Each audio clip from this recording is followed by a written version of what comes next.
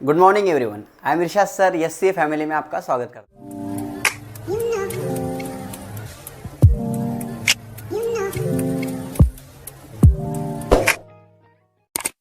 Vector में अभी तक हमने बहुत सी चीज़ें कवर की है और आगे भी हमें बहुत सी चीज़ें कवर करना है। तो पिछले जो कुछ लेक्चर्स है एक बार अगर आप वो देखेंगे तो आने वाली चीज़ें आपको समझने में आसानी जाएंगी। ठीक है, सो आज का टॉपिक क्या है? आज का टॉपिक आप देख ही रहे हैं, रिजोल्यूशन ऑफ वेक्टर। क्या है बेटा? Resolution of vector. तो बेटा कभी कभी क्या होता है, जैसे हम आगे पढ़ने वाले मोशन इन प्लेन में, सपोज मान लो कोई मेरे पास अगर ऐसा कोई ऑब्जेक्ट है, अगर इसको मैं ऐसा फोर्स अप्लाई करता हूँ बेटा, तो ऑब्जेक्ट कुछ ऐसा जाने वाला है। ठीक है, ऐसा जाने वाला है सपोज, मतलब ये ऑब्जेक्ट एक्स में भी आगे गया और वाई में भी आगे गया। ठीक है ना? तो हम देख रहे हैं जब मैंने ऑब्जेक्ट को फोर्स अप्लाई किया तो उसका इफेक्ट मुझे एक्स में भी देखने को मिल रहा है और वाई में भी देखने को मिल रहा है। तो यहाँ पे कैसा होता है बेटा, ऐसी कुछ वेक्टर क्वांटिटी है जिसका इफेक्ट हमें एक्स डायरेक्शन में देखने को मिलता है, वाई डायरेक्शन में देखने को मिलता है, या फिर एक्स वाई जेड डायरेक्शन में देखने को मिलता है। जैसे हम सर्कुलर मोशन पढ़ते बेटा, तो सर्कुलर मोशन में ऑब्जेक्ट जो है एक्स में भी घूम रहा है और वाई में भी घूम रहा है। समझ रहे आप? जब कोई ऑब्जेक्ट सर्कल में घूम रहा है तो जैसा ऐसा ले लो या फिर कैसा भी ले लो, आप सर्कल में कोई चीज़ घूम रही है ऐसी, तो बेटा वो एक्स में भी है और वाई में भी है। तो सर्कुलर मोशन में भी हमारे पास वेलोसिटी वेक्टर आने वाला है, एक्सेलरेशन वेक्टर आने वाला है, पोजीशन वेक्टर आने वाला है। तो बहुत सी ऐसी चीज़ें बेटा जिनका इफेक्ट हमें एक्स एक्सिस में देखने को मिलेगा, वाई एक्सिस में देखने को मिलेगा, और कभी कभी हम जब 3 डायमेंशन में जाएंगे तो एक्स वाई जेड एक्सिस में देखने को मिलेगा। तो यही से हमारा आता है बेटा रिजोल्यूशन ऑफ वेक्टर। तो इसका हम पहले डेफिनेशन समझते हैं। A vector can be divide A vector can be divided into its components.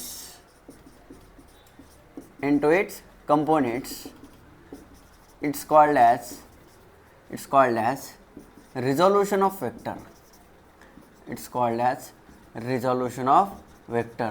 मतलब बेटा वेक्टर को हमको क्या करना है? डिवाइड करना है उसके कंपोनेंट्स में।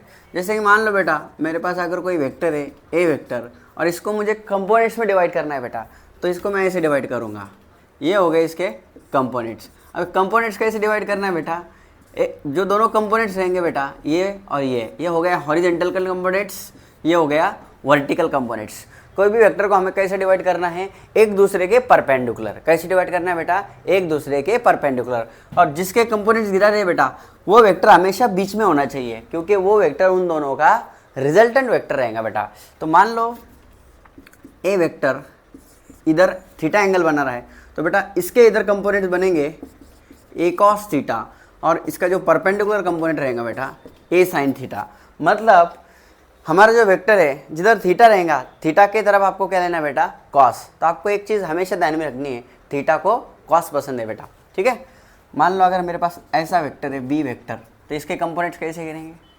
ये हो गए इसके कंपोनेंट्स। मान लो इधर अगर एंगल थीटा है तो इधर आ जाएगा बी कॉस थीटा और इधर आ जाएगा बी साइन थीटा। देखो कंपोनेंट्स एक दूसरे को कैसे होने चाहिए? परपेंडिकुलर होने चाहिए, और जिधर थीटा है उधर आपका क्या आएगा बेटा? कॉस। ठीक है, मान लो अगर मेरे पास ऐसा कोई पी वेक्टर है, हाँ, और इधर एंगल थीटा है, तो अब बताओ मेरा कंपोनेंट्स कैसे बनेगा? इधर आएगा मेरा पी कॉस थीटा और इधर आएगा मेरा पी साइन थीटा। तो आई होप आपको आप समझ रहे हैं आप क्या कोई भी वेक्टर को कैसा रिजॉल्व करना है। इसी को हम कहते हैं रिजोल्यूशन। कोई भी वेक्टर को हमने उसके कंपोनेंट्स में, ये हो गए उसके कंपोनेंट्स, इसे हम कहेंगे हॉरिजॉन्टल कंपोनेंट्स, इसे कहेंगे वर्टिकल कंपोनेंट्स। ये हो गया हॉरिजॉन्टल, ये हो गया वर्टिकल, ये हो गया हॉरिजॉन्टल, ये हो गया वर्टिकल। तो हॉरिजॉन्टल वर्टिकल कंपोनेंट चेंज हो सकते हैं, कभी कॉस भी रह सकते हैं, कभी साइन भी रह सकते हैं, डिपेंड करेगा एंगल किधर है। जिधर थीटा रहेगा उधर कॉस कंपोनेंट रहेंगे। ठीक है, तो जनरली बेटा कोई भी वेक्टर है, सपोज मेरे पास ए वेक्टर है, तो मैं इसे कैसे लिखता हूँ? ए एक्स, ये होती है उसकी डायरेक्शन आई कैप, ये होता है मेरे पास ए वाई, ये उसकी होती है डायरेक्शन जे कैप। अगर मैं बी वेक्टर लिखता हूँ बेटा तो इसे लिखूँगा B x I cap B Y J cap. ऐसे हम नॉर्मली लिखते हैं बेटा। ठीक है, अब ये ए वेक्टर का अगर मुझे मैग्नीट्यूड लिखना है बेटा, तो मैंने आपको पढ़ाया था मैग्नीट्यूड कैसे फाइंड करते हैं। आई का कोएफिशिएंट कौन है बेटा? आपका एक्स, और वाई का कौन है बेटा? आपका जे का कौन है बेटा? आपका वाई। तो आई वाले का स्क्वायर बट प्लस जे वाले का स्क्वायर, मतलब A X square plus A Y square, A X square plus A Y square. B vector का मैग्नीट्यूड अभी आप मुझे बताएंगे, ये आ जाएगा बेटा B X square plus B Y square. समझ रहा है सबको, ये हो गया बी वेक्टर का मैग्नीट्यूड। ठीक है बेटा, ओके सर। तो बेटा अभी आप वर्ड के ऊपर ध्यान भी दे सकते हैं। जैसे मैंने ए वेक्टर लिया, ए वेक्टर का इधर जो मैग्नीट्यूड है ये हॉरिजॉन्टल कंपोनेंट मतलब है एक्स में है बेटा, तो एक्स की वैल्यू क्या आ गई, ए कॉस थीटा। ये आ गई वर्टिकल कंपोनेंट्स मतलब ये वाई एक्सिस होता है आपका, ये आपका एक्स एक्सिस होता है। तो एक्स में ए के जो कंपोनेंट्स है बेटा उसे हम ए एक्स कहेंगे, और ये मैग्नीट्यूड होता है बेटा, तो ए एक्स ए कॉस थीटा, ए वाई ए साइन थीटा। अगर इस फॉर्मूले में हम रखते हैं बेटा तो यहाँ पे आपका आ जाएगा ए एक्स कितना है बेटा मेरे पास, ए कॉस थीटा, उनका क्या आ जाएगा स्क्वायर, फिर ये ए साइन थीटा उसका भी क्या आ जाएगा स्क्वायर। तो बेटा आप देख पा रहे हैं मैग्नीट्यूड ऑफ ए, ये मैग्नीट्यूड ऑफ ए चल रहा है इधर, तो ए स्क्वायर यहाँ से क्या निकल गया common, so sine square theta plus cos square theta. तो mod of A is equal to sine square theta plus cos square theta 1 होता है बेटा, और ए का स्क्वायर रूट कैंसिल मतलब क्या आ गया ए, मतलब वही क्वांटिटी मुझे फिर से मिली है। ए को भी हम क्या कहते हैं, ए वेक्टर का मैग्नीट्यूड, और उसको हम ऐसे भी लिख सकते हैं मॉड ऑफ ए बार। मतलब ये आपको मैंने कुछ इस तरह से भी यहाँ पे क्या करके दिया बेटा, प्रूफ करके दिया। यही बेटा अगर 3 डायमेंशन की बात होती तो 3 डायमेंशन में मैं इसको कैसे लिखूंगा, ए एक्स आई ए वाई जे प्लस ए जेड के। अगर बी वेक्टर मेरे पास है तो मैं लिखूंगा बी एक्स आई बी वाई जे प्लस बी जेड के। तो 3 डायमेंशन में आप वेक्टर्स को क्या कर सकते हैं, रिजॉल्व कर सकते हैं बेटा। ठीक है, और 3 डायमेंशन में मैग्नीट्यूड लेना है तो कैसा आएगा बेटा, सिंपल है, एक्स वाले का स्क्वायर लेंगे, वाई वाले का स्क्वायर लेंगे, और फिर जेड वाले का स्क्वायर लेंगे। समझ रहा है बेटा, यहाँ तक कोई भी ज़्यादा डिफिकल्ट टॉपिक नहीं है, बस वेक्टर को क्या करना है, उसके कंपोनेंट्स में क्या करना है, हमको रिजॉल्व करना है बेटा। ठीक है, ओके। तो एक बार इतना आप स्क्रीनशॉट ले लीजिए, फिर हम थोड़ा सा आगे बढ़ते हैं। मान लो बेटा ये हमारा 3D का डायमेंशन है, 3D का डायग्राम है बेटा, इधर x है, इधर y है, और इधर z है। ओके बेटा, तो हमारे पास 3 वेक्टर है बेटा, उसका इफेक्ट हमें x में देखने को मिल रहा है, y में भी देखने को मिल रहा है, और z में। ओके बेटा, x मतलब ये एक्सिस होता है आपका, y मतलब ये एक्सिस है बेटा, और ये जो z एक्सिस है बेटा ये ऐसे होते हैं एक्चुअली, समझ रहे हैं, x y, और ये आपके पास जो आ रहा है बेटा ये z एक्सिस है। ठीक है, ये इधर नहीं है, आपके पास है। ठीक है, तो सोच लो ऐसा एक पॉइंट है जिसके ऊपर इधर फोर्स अप्लाई कर रहे, इधर अप्लाई कर रहे, इधर अप्लाई कर रहे, तो रिजल्टेंट मान लो मेरा इधर जा रहा है, ये मेरा है रिजल्टेंट वेक्टर। ठीक है बेटा, इसको मैं r लिखता हूँ। तो रिजल्टेंट वेक्टर मान लो x के साथ कितना एंगल बना रहा है बेटा, अल्फ़ा, y के साथ कितना एंगल बना रहा है बेटा, बीटा, और z के साथ कितना एंगल बना रहा है बेटा, अल्फ़ा। कितना एंगल बना रहा है बेटा, अल्फ़ा। ठीक है, तो r वेक्टर का इधर x में वेक्टर रहेगा आर एक्स वेक्टर बेटा, y में किधर रहेंगे, क्या रहेगा बेटा उसका बता, आर वाई वेक्टर, और इधर क्या रहेगा बेटा, आर जेड वेक्टर। ठीक है बेटा, कोई दिक्कत वाली बात नहीं है। अभी आप मुझे बताएंगे इसको मुझे लिखना है तो कैसा लिखेंगे, आर वेक्टर का रिप्रेजेंटेशन कैसा आएगा बेटा।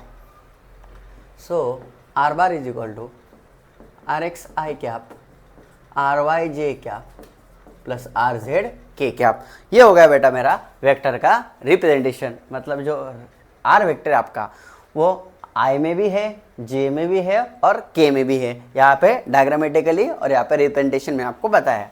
अगर बेटा आर वेक्टर का मुझे मैग्नीट्यूड चाहिए तो कैसा आएगा बेटा, सब लोग बताएंगे, R X square R Y square R Z square. समझ रहा है बेटा, ओके सर, नो प्रॉब्लम। अभी बेटा देखो आर वेक्टर एक्स के साथ कितना एंगल बना रहा है बेटा, अल्फ़ा, तो हम यहाँ से बेटा कॉस अल्फ़ा फाइंड करेंगे। क्या फाइंड करेंगे बेटा, कॉस अल्फ़ा। तो बेटा अल्फ़ा किसके साथ एंगल बना रहा है बेटा, एक्स के साथ। तो देखा जाए तो ये ऐसा है बेटा, ओके। तो यहाँ पे अगर मैं परपेंडिकुलर ले लूँ तो आप देख सकते हैं ये साइड जो है ऐसा है वो, ठीक है। कॉस अल्फ़ा चाहिए हमें, ये आर है और ये आपका और एक्स है। यहाँ पे मैं परपेंडिकुलर डाल दूँ तो कॉस अल्फ़ा क्या रहेगा बेटा, एडजेसेंट अपॉन हाइपोटेनियस, मतलब यहाँ पे आर एक्स अपॉन आर बेटा। सिमिलरली अगर मैं बीटा का लेना चाहूँ बेटा तो आप डायरेक्ट बोलेंगे आर वाई अपॉन आर, और गामा का आप बोलेंगे बेटा आर जेड अपॉन आर। तो रिस्पेक्टिव एक्सिस का आपको लेना है क्योंकि वही उसकी क्या बनने वाली है, एडजेसेंट एक्सिस। ठीक है बेटा, ओके। तो अब देखिए सब लोग अच्छे से ध्यान दीजिए, मैं यहाँ पे क्या करने वाला हूँ, मैं यहाँ पे करता हूँ बेटा cos square alpha plus cos square gamma, beta आ गया पहले sorry, plus cos square gamma is equal to cos alpha कितना है बेटा आर एक्स अपॉन आर, इसका क्या बेटा square, R Y upon R, इसका भी क्या बेटा स्क्वेयर, ये कितना है आर जेड अपॉन जेड, इसका भी क्या बेटा स्क्वेयर। समझ रहे हैं, वैल्यू को मैंने प्लेस किया है। ओके ओके बेटा, स्क्वेयर कीजिए R X square upon R square plus R Y square upon R square plus R Z square upon R square. सबका बेस सेम है बेटा, एक बार लिख दीजिए, नो प्रॉब्लम सर। तो यहाँ पे आ जाएगा R X square plus R Y square plus R Z square.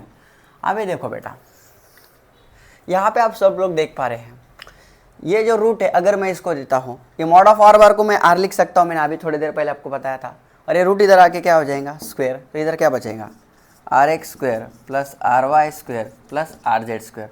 मतलब इसकी वैल्यू क्या आ गई बेटा आर स्क्वेयर, तो इसके जगह पे क्या आएगा आर स्क्वेयर, नीचे R square is equal to क्या है बेटा 1। मतलब ये जो टर्म मैंने लिखी थी cos square alpha plus cos square beta plus cos square gamma, इसकी वैल्यू मेरे पास क्या होती है बेटा जी 1। क्या होती है 1। इसे हम कहते हैं बेटा डायरेक्शन ऑफ कोसाइंस। क्या कहते हैं हम इसे, directions of cosines, direction of cosines, या फिर डायरेक्शन रेशो भी कह सकते हैं। क्या कह सकते हैं, डायरेक्शन रेशो। ठीक है, अभी बेटा मुझे एक बात बताओ, cos square theta is equal to क्या होता है 1 माइनस साइन स्क्वायर थीटा। ये बात तो अच्छे से पता है आपको, माइनस साइन स्क्वायर थीटा इधर आके प्लस हो जाएगा, तो sign square theta plus cos square theta क्या होता है बेटा 1 होता है। तो कॉस स्क्वायर थीटा क्या आ जाएगा 1 माइनस साइन स्क्वायर थीटा। तो बेटा कॉस स्क्वायर अल्फा क्या आ जाएगा 1 minus sine square gamma plus 1 minus sine square beta plus 1 minus sine square gamma is equal to 1। ठीक है, प्लस 1 प्लस 1 प्लस 1 प्लस 3 बेटा, so minus sine square alpha minus sine square beta minus sine square gamma is equal to 1 बेटा। So that 3 plus 1 इधर आके बेटा minus, so minus sine square alpha उधर जाके plus minus sine square beta उधर जाके plus minus sine square gamma उधर जाके प्लस, सो 3 माइनस 1 बेटा 2, therefore sine square alpha plus sine square beta plus sine square gamma is equal to क्या आया बेटा मेरे पास 1। तो देखो कॉस और साइंस के रिलेशंस भी मैंने आपको दिए हैं, इसको डायरेक्शन ऑफ कोसाइंस कहते हैं, इसे डायरेक्शंस ऑफ साइन कहते हैं बेटा। तो ये दोनों फॉर्मूले भी आपको एमसीक्यूज में पूछ सकते हैं। ठीक है बेटा, तो रिजोल्यूशन ऑफ वेक्टर में ऑलमोस्ट जितनी ज़रूरी चीज़ें हैं वो ज़्यादा से ज़्यादा चीज़ें मैंने आपको बताने की यहाँ पे क्या की है, पूरी तरह से कोशिश की है। तो रिजोल्यूशन ऑफ वेक्टर को हमने थ्योरेटिकली अच्छे लेवल पे समझ लिया है बेटा। नेक्स्ट लेक्चर में हम क्या करेंगे, रिजोल्यूशन ऑफ वेक्टर के ऊपर फुल एग्जाम्पल प्रैक्टिस करेंगे। ओके।